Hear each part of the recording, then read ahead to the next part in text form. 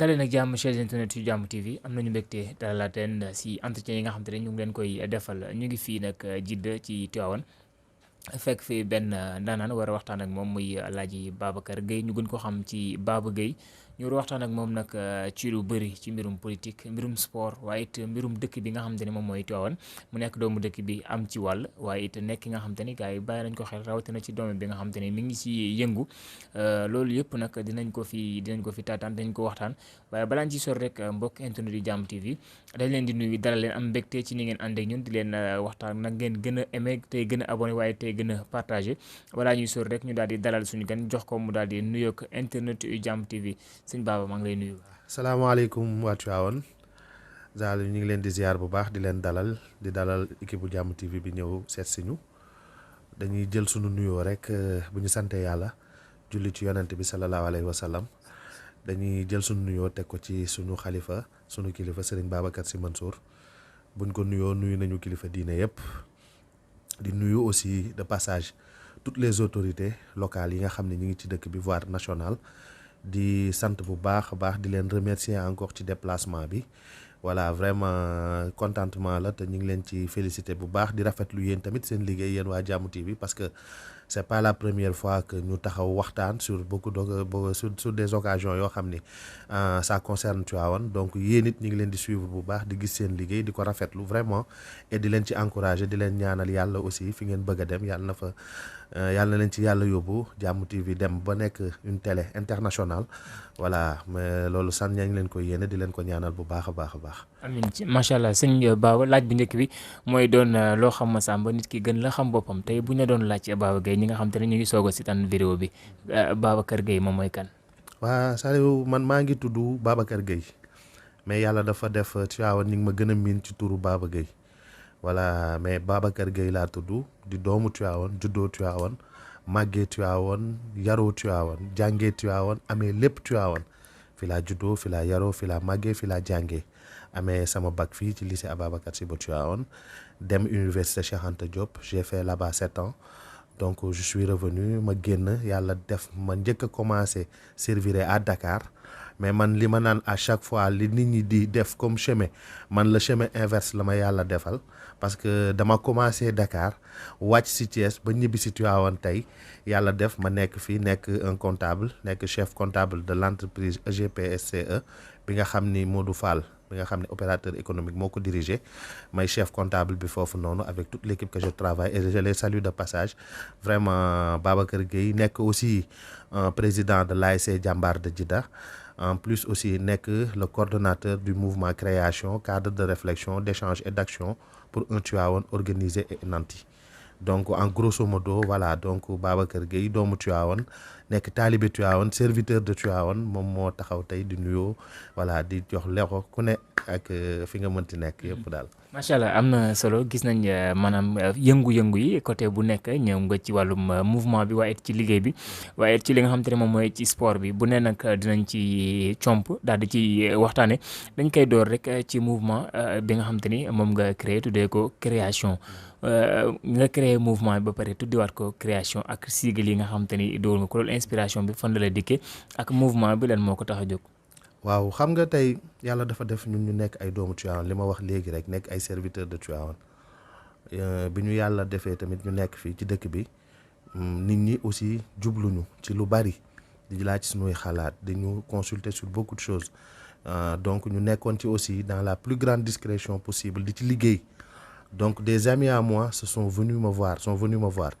bi ñu ñëwee fii lañ toog ni ma non li ñuy def il faudrait que ñu organiser ko parce que mënatuñu continuer di def li ñuy def aussi tamit sans pour autant qu'il y ait une organisation man leen comment ñu ne ma non on va créer man ça c'est pas moi qui l'ai créé samay xarit yi may àndandool ñoom en personne ñoo forcé ni on va faire le mouvement man leen gars yi ñëw leen rek ñu liggéey ñun ay doomu Tivaouane lañu li ñu soxal mooy na Tivaouane jag rek fu ñu mën a jaar rek ba teg fa suñu loxo rek nañ ko def mais ñoom ñoo ko bëggoon sax ñu defee ko nii et voilà donc di saluer encore tous les membres du mouvement création parce que vraiment awma seen fay tey bu yàlla defee création àgg fi mu àgg tey ñoom la man bu dee man rek Babacar Gueye mënoon naa dox dund ba dee voilà du ma sax génn mais ñoom ñoo ñu forcé voilà te effectivement je ne l'ai pas regretté parce que tax na tey jii tey fépp foo xam ni daan nañ fa dugal suñu loxo de façon plus organisée tey yàlla def na aussi tamit ñu fay gën di dugal donc boo xoolee création en grosso modo noonu la juddoo parce que dañ daan toog ak suñuy xarit toog ak suñuy rakk ci benn jotaay ay garab di waxtaan di naan ataaya ñuy toog à chaque fois di kaas Tivaouane def na fii Tivaouane manqué na lii Tivaouane def na lii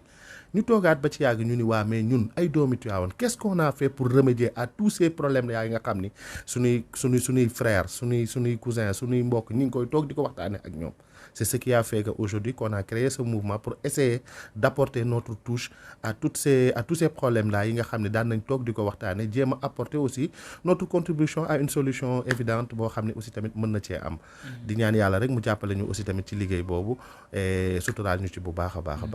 bu ñu comprendre maanaam social ak indi seen contribution ci biir Tivaouane moo leen taxoon jóg ngeen koy créer yow nag lañ ci gën a ràññee ku loo gis rek it du ñàkk am ku porter le combat wala ku porter li nga xam ne mooy drapeau bi boobaak léegi ndax am na ay réalisation yi nga xam ne c'est palpable yi nga xam ne def ngeen ko ñu mën ci teg loxo. xam nga tey li ma la waxoon rek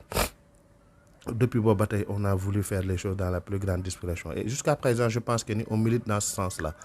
te yàlla dimbali nañu à travers le mouvement création des jeunes yi nga xam ni am na ci ñu bari ñoo xam ni ñoo daan ànd ak ñoom on les a appuyés on a payé des formations pour eux tey jii tey yàlla def na génn nañu dans des structures avec leur diplôme parce que tey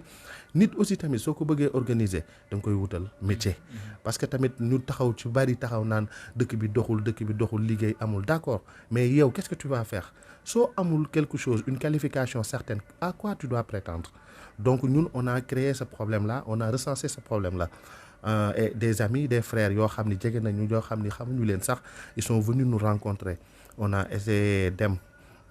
comment dirais-je GTIF bu Fofana bi on a introduit là-bas des jeunes yoo xam ni on a payé pour leur formation yàlla def na tey génn nañu avec une qualification certaine donc ñu ngi prôné déposer pour yàlla may leen ci ay liggéey certes nag faut reconnaître depuis boobu ba tey booy génn aussi tamit kenn amagu ci la chance d'insérer quelque part mais je pense que on a fait un acquis par rapport à leur avenir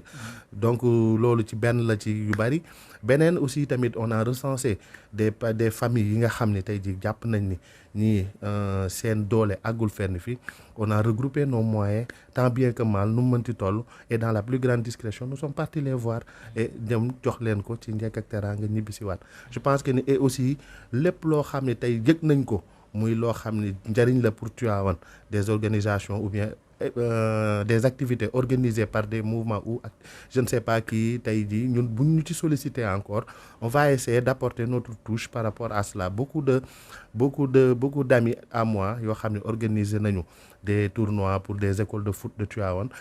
pare nañ ma ko et voilà dem nañ fa seeti les écoles de foot indi suñu contribution jàppale leen ko en termes d'équipement en termes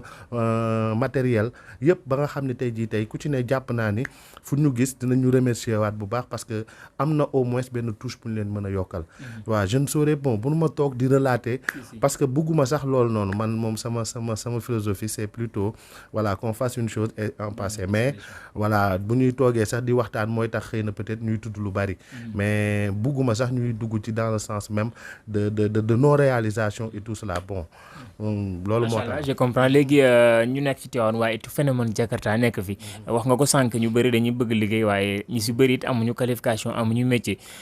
phénomène Jakarta mu ngi fi ko amul loo def rek boo amee quelque temps wala quelques sous yi nga économiser nga jël Jakarta yow ban appréciation nga gis ci loolu. man dama ni tey jii tey Jakarta j'ai un sentiment mitigé sur la question baax na d'un sens mais dans un sens je pense que ni on doit l'organiser tey jii tey c'est un fléau boo xam ne mën na combler lu bari mais parce que Jakarta li tax ma ni mën nañ ko mën a organiser parce que du métier bu pérenne c'est pas une activité pérenne c'est pas une activité boo xam ne nit mën na ci liggéey ba màgg tey ji tey am ci xëy na peut-être sutura yoo xam ne Jakarta li nga ciy mën mooy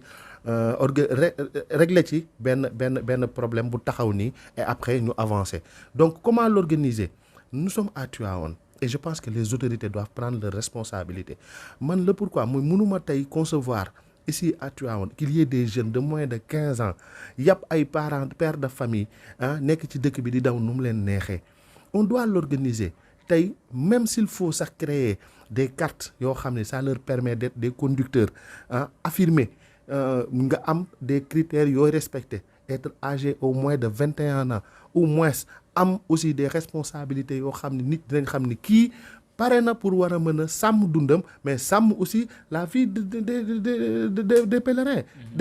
Parce que tamit mënoo nekk tamit ci dëkk bi xam nga ni Jakarta du daw tous ces jeunes là yi nga xam ne alhamdulilah ñu ngi ci suturla qu'est-ce qu'ils vont faire après d'accord mais comment il faut l'organiser aussi ñoom tu vas les aider parce que dina tax bu boobaa ñoom ñi koy dawal ñu xam ni ils ont une responsabilité mais tamit ñu amaale ay équipement yoo xam ne dañ leen ko war a exiger pour que ñu mën a def cette activité là am ay port de masque am des gants mais aussi tout en se protégeant parce que tamit moto la te alal ni nga xatee sax ak benn matériel la nii rek bu dee nit sax mooy dox ba ci yàgg yàlla ni këlëb asama ak matériel bi nga xam ni yàlla nit moo ko créé kon nag mais dafa am ay matuwaay yoo xam ni war nañ ko mën a sàlloo ak ñoom exiger leen ko ba nga xam ni dafay nekk benn li nga wax nii léegi da ngay gis benn jeune bu toog ba ci yàgg rek deful dara rek am benn suwam commencé jël Jakarta te man phénomène Jakarta li ma ci gën a metti mooy da ngay dëkk ak sa benn booy nga xam nga gis ko il est calme il est cool amul benn problème suba tu le vois conduire une moto Jakarta et il change de personnalité c'est comme si dañ ko cuub man xaw ma maanaam c'est ça ma question man qu'est-ce qui fait que yow tu dois avoir une attitude wala nekk benn personne bi pour war a mën a dawal Jakarta alors que c'est un métier comme tous les autres mën nañ ko def organiser ko et que ñu responsable nekk ci mën ci suturlu ci tamit seen njaboot. macha allah mu nekk intervention bu am solo avis bi nga xam te ne partagé nga ko ak ñu bëri dañuy des ba tey ci mouvement bi nga xam te ne moom mooy création waaye it dugg ci mbirum politique ñu ngi passé ñaari échéance jaar na fi biir Tivaouane local yi jaar na fi législative yi jaar na fi ndax am na pas bi nga xam te ne wala jéego yi nga xam te ne création dugg na ci en tant que mouvement. voilà boo xoolee pour wàllu politique am nañ ci nag je dirais un acquis mais am nañ ci aussi benn retard parce que li tax loolu tamit dafa am lu tax bu ñu nekkee pendant les création dafa juddu juste à la veille des élections locales te comme li ma la waxoon ñun ba ñuy toog suñuy jotaay di waxtaan suñu xalaat moo doon comment faire pour apporter notre touche pour le développement de Tivaouane et pour cela il fallait militer impérativement dans la politique. On a eu à rencontrer tous les acteurs politiques yi fi nekk fii ci au niveau local Ablaye Ndiaye Ngalgou le maire présent Diop Sy Diagne Sy Mbengue nous a côtoyé ñu waxtaan ak ñëpp et après bu ñu toogee ñun en réunion de bureau on a conclu que le meilleur profil avec lequel on doit travailler était Ablaye Ndiaye Ngalgou. On est parti même man j'étais Ablaye Ndiaye boole woon na ma sur la liste donc j'étais vraiment investi sur la liste d'Ablaye Ndiaye Ngalgou en tant que potentiel conseiller municipal malheureusement acté wul parce que ci liste majoritaire bi laa bokkoon donc loolu moo nekkoon sunu jéego c'était en fait d'intégrer la politique municipale et après nag bu ñu fa duggee ñu ne mën a indi suñu parce que tamit fa ñuy toog di waxtaane pour defare dëkk bi boo bëggee defar dëkk bi da nga fay bokk moo taxoon ñu ni ñun on va s'impliquer dans la politique on a travaillé avec Ablaye Ndiaye Ngalgou je pèse bien mes mots on a travaillé avec Ablaye Ndiaye Ngalgou ce qui veut dire que ni même après les élections après Ablaye on s'est vu voilà et d'un commun accord boobu la ñu gëj a liggéeyaat parce que ñun ne sommes pas des personnes yi nga xam ni dañuy voué wu derrière une personne à n'en plus finir on travaille pour un objectif défini et après cet objectif là jeex ku ci ne bu ñu toogaatee gisaat ni on a les mêmes objectifs pour Tivaouane on va retravailler avec yow mais après bi ñu ñëwee pendant les élections législatives il s'est trouvé que même au sein Ablaye Ndiaye Ngalgou est parti rejoindre la mouvance présidentielle Benno Bokk Yaakaar que je salue de passage. Ablaye Ndiaye Ngalgou c'est quelqu'un de bien que je respecte beaucoup voilà vraiment maa ngi koy saluer di ko remercier par rapport ak liggéey bi ñu àndandoo defandoo ñu dem même après au sein du groupe il y avait certains qui étaient pour Ablaye rejoindre la mouvance présidentielle et d'autres qui étaient contre et ñun ce mouvement n'a rien doo xam ni c'est purement politique on a laissé bëgguñu woon disloquer on a laissé le choix à chacun d'aller militer là où il voulait tout en sachant que ce qui nous intéresse ñun mooy Tivaouane et bi ñu paree les élections législatives on s'est regroupé ñu toogaat ñu waxtaanaat on a repris nos activités sans pour autant se baser sur qui que ce soit tey boo xoolee création amul benn leader politique bu muy topp boo xoolee création amul benn nit boo xam ni tey mi ngi ci gannaawam di ko financer wala di ci def lenn ak lenn création moo yor boppam création se finance lui-même et toutes les personnes yi nga xam ne ñoo ciy impliqué ñoo yëkkati seen juróom ñaar dërëm 1000 francs dajale ko ba mu mat lu ñu war a def ñu àndandoo dem defandoo ko après dem ñibbi ci jàmm ak salaam. fëgguñu benn buntu këru politicien fëgguñu ci benn buntu këru autorité quelle que soit nag ta nature d'autorité autoritaire. donc loolu mooy maanaam création moo tax tamit ku ci ne da nga am sa kàddu ci biir création. respect boobu ñuy doxantee ci suñu biir moo ñu mën a permettre tey jii tey ku ci ne lu ñuy def tu as ton mot à dire. Si on ne peut pas avoir la majorité par rapport à une décision on préfère loolu ñu bàyyi ku ci ne jël ci say responsabilités lu la neex def ko et tout en sachant que on a toujours le fond commun qui nous le même objectif qui nous réunit. macha allah ndax xaw nga anticiper si sama question bi maanaam kenn toppul topp leen ci ginnaaw benn leader léegi nag on peut s'attendre que d'ici 5 ans. élection locale day amaat fii ci Tivaouane. bu boobaa lan lañ mën a xaar ci création ndax da ngeen di ndax yéen a ngi préparé ngir am mbër boo leen di samp wala da ngeen di ñëw waat ngir allié waat ak benn coalition wala benn parti. non comme li ma la waxoon rek ñun on a un objectif c'est Tivaouane et Tivaouane gëmuñu ci ni kenn dàq nañu ko war a mën a liggéey ku dul ñun suñu bopp parce que ay doomi Tivaouane lañu et je suis sûr et certain que toutes les personnes yi nga xam ne nekk nañu au sein du mouvement création amuñu ci kenn koo xam ni voilà kenn gën na koo bëgg Tivaouane. donc amuñu lenn loo xam ne intéressé nañu ñun Thiès intéressé wuñu Dakar intéressé wuñu Tivaouane moo ñu intéressé. donc sur ce je tiens à dire que ni ñun waa création nous sommes prêts ñun à samp suñu nëdd ci dëkk bi taxaw pour bëgg ko liggéey. balaa boobu est-ce que commencé ngeen samp jéego yi balaa année boobu di ñëw peut-être que d'ici 2029. waaw d'ici 2029 lu ne mën naa xam. d'ici 2027 je pense waaw d'ici 2027 lu ne mën naa xew. pour l'instant comme li ma la waxoon rek ñun ñu ngi ci dans notre objectif c'est en fait de faire ce qu'on a à faire et après parce que ñun gëmuñu faire de la politique pour se faire voir ou bien pour essayer de surfer sur la misère de la population non ñun on ne fait pas cette politique là ñun ce qu'on essaie de faire c'est en fait de faire ce qu'on a à faire et après si waa Tivaouane ils pensent que ils peuvent ñun nous faire confiance et nous confier des rôles et des rênes y a pas de problème s'ils pensent que ni tamit ba tey matuñu ko amul benn problème cela n'empêchera en rien ce qu'on doit faire man ce que je voudrais pas mooy tey jii tey ñu jàpp ni on a un objectif de gagner peut-être ou bien de faire partie des élections et que voilà sur cette base là ñu commencer fu ne ñu dugg fa lu ne ñu def ko pour di ko wane pour non ñun on ne voudrait pas ça. Ce qu'on voudrait c'est d'abord faire ce qu'on a à faire et fi nga xam ni fépp foo xam ni parce que li ma gëm mooy man li ma gëm sama gëm-gëm mooy que ni fu ñu def rek ça veut dire que wërsëg foofu moom la ñëwee. yàlla moo fi nekk ak ay jaamam.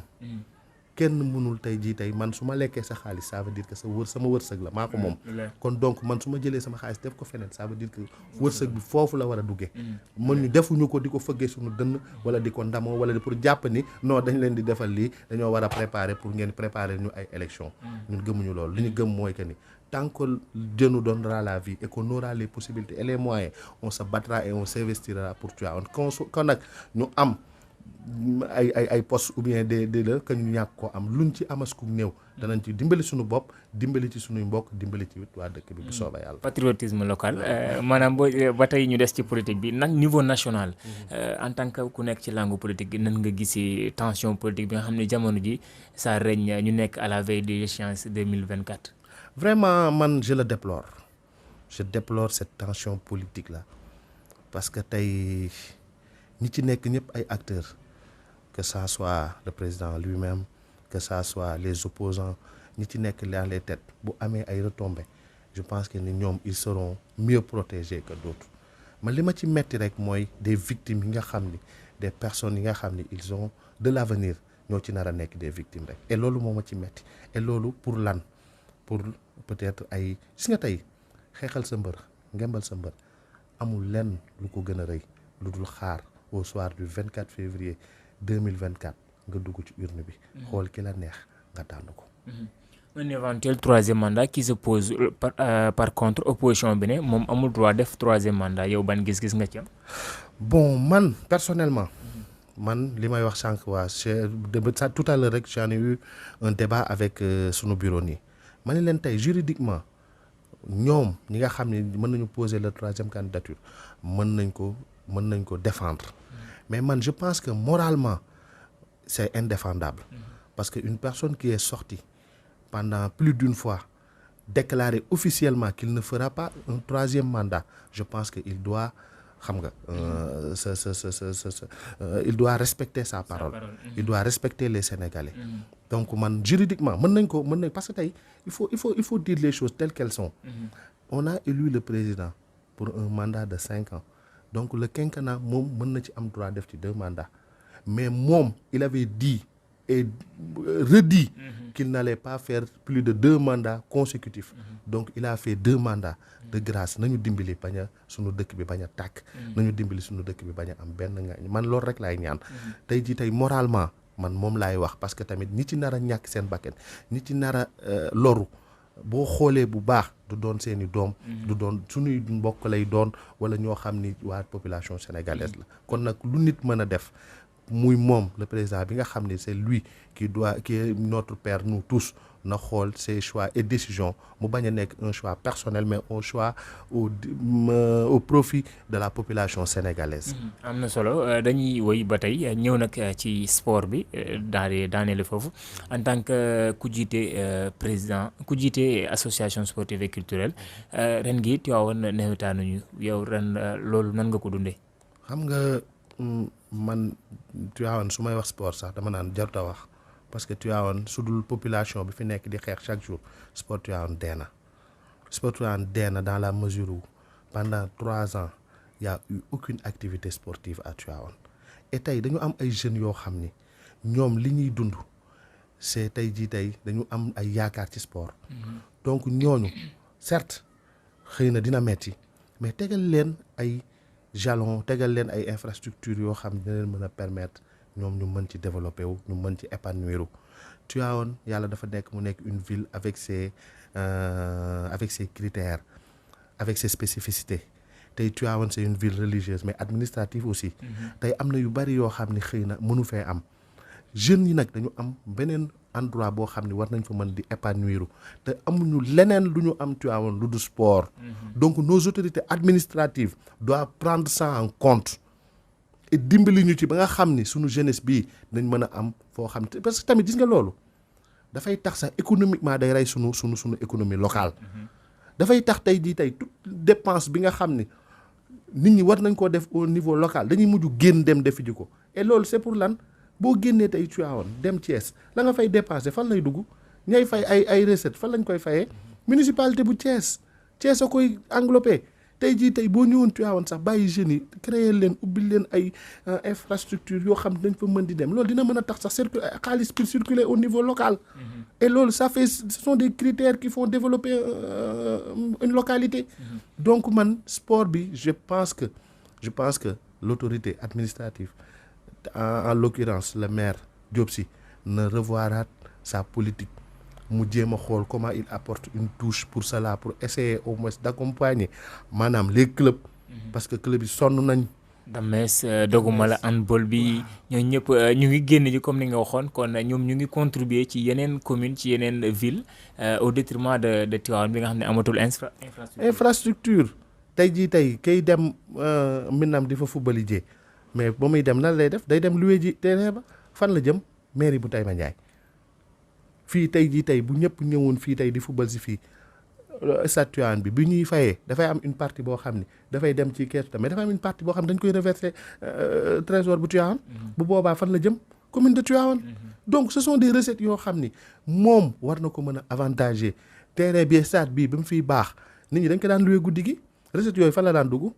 mais tey tu es obligé tey yow boo amee sa équipe bëgg a football guddi qu'est-ce que tu vas faire tu vas aller louer un stade au niveau de Thiès et bu boobaa les recettes fan la nga koy sànni ji donc yooyu yëpp ce sont des politiques yoo xam ne war nañ ko xalaat bu ñu xalaat ni juste que ni xam nga amul problème war nañu bàyyi Tivaouane dafa am nu mu bindoo tey jeunes yi mën nañoo wax mais am na foo xam ne àgguñu fa parce que tamit dafa am loo xam ne dañ koy sàmmal ko suñu bopp mais sàmmal ko tamit suñuy kilifa dafa am ay ñaan yu fi nekk yoo xam ne du ñoom ñoo tax tey jii tey dëkk bi yënguwul de du ñoom autorités yi mais li fi suñuy maam yi bàyyi moo tax dëkk bi dal. kon nag bu ñu sukkandiku ci loolu ba mu tax leen ñoom it ñuy def lu leen neex. nañu respecter la population et ki nga xam ne tamit boo ngay def sa politique di def say